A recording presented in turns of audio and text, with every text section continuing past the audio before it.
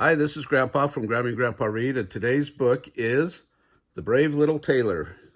It's a Brothers Grimm book. It's illustrated by Mark Corcoran, and the book's put out by Troll Associates.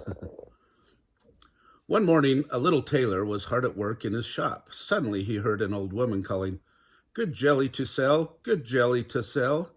So he bought some jelly and spread it on his bread. Soon, hungry flies were buzzing around the sweet jelly. The tailor swung at the flies, and then he counted the dead ones. He saw that there were 7, so he decided to make himself a belt on which he stitched the words 7 at one blow. Then he put a piece of cheese in his pocket and went outside. Next, he caught a small bird and put the bird in his pocket next to the cheese. Then he set off toward a distant mountain. When he reached the top of the mountain, he saw a terrible giant. "Good morning," said the tailor. "I am off to seek my fortune. Would you care to join me?" But the giant roared, "Ha! Why should I go with a miserable little rascal like you?"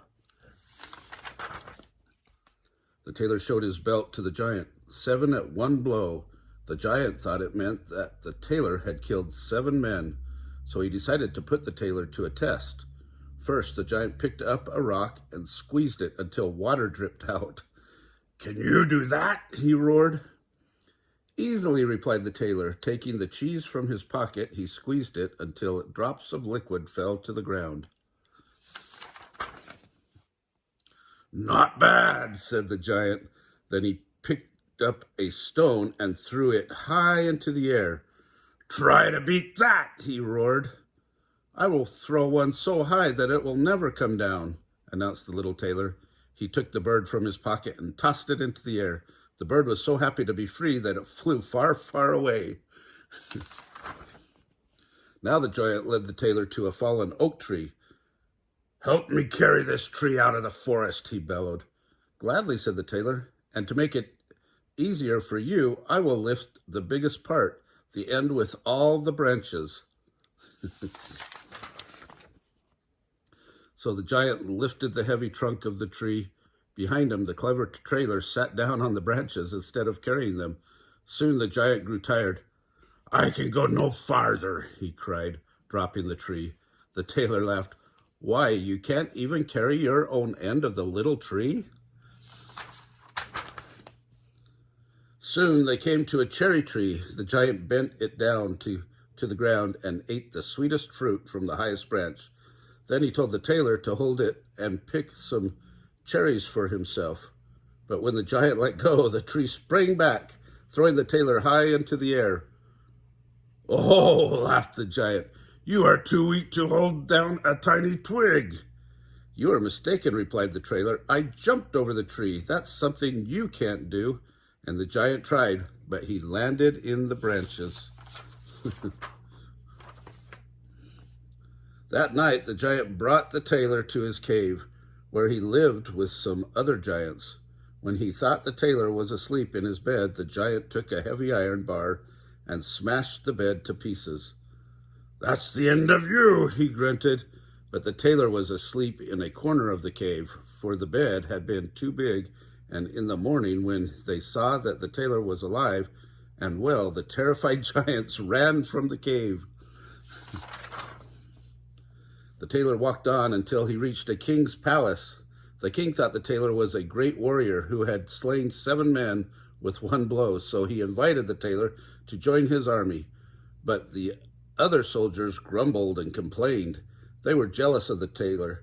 They told the king that they would not serve in an army with such a mighty warrior. The king had a problem. He did not want all his soldiers to leave, but he was afraid to send the tailor away. Finally, the king thought of a plan. He called for the tailor and said, "In the woods live 2 terrible giants. If you can slay them, I will give you half my kingdom and my daughter's hand in marriage." The tailor agreed and set off into the forest. Soon he saw the giants asleep under the tree.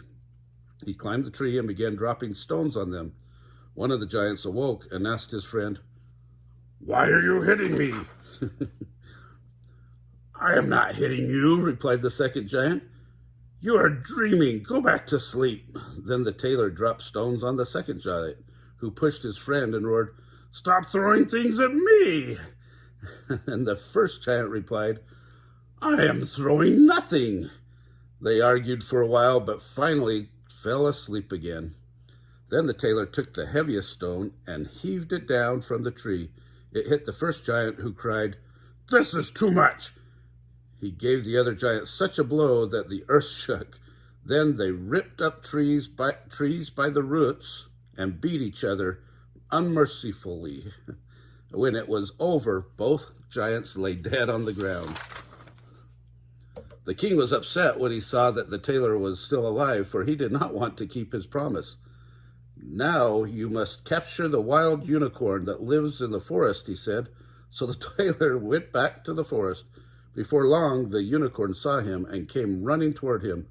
At the very last moment, the tailor jumped aside, and the unicorn caught its horn deep in a tree. The tailor cut down the tree and led the unicorn back to the king. But the king had yet another task for the brave little tailor. There is a wild boar in the woods, he said. Capture him, and you will receive your reward. So once again, the tailor entered the woods. As soon as the wild boar saw him, it began to charge. The tailor ran into a hut and jumped out of the back window. The boar ran into the hut, but was too big to jump out the window. Then the tailor ran around to the front and slammed the door shut, trapping the beast inside. Now the king had no choice but to keep his promise, so the brave little tailor married the princess and received half the king's land.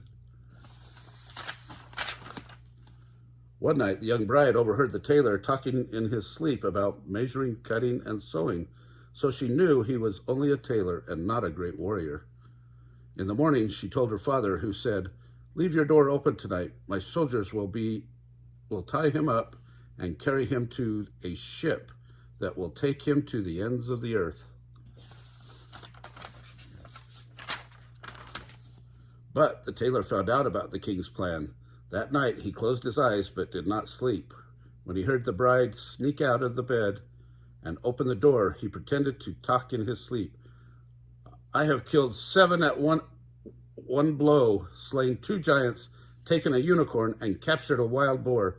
So why should I be afraid of a few ordinary soldiers who are hiding outside my door?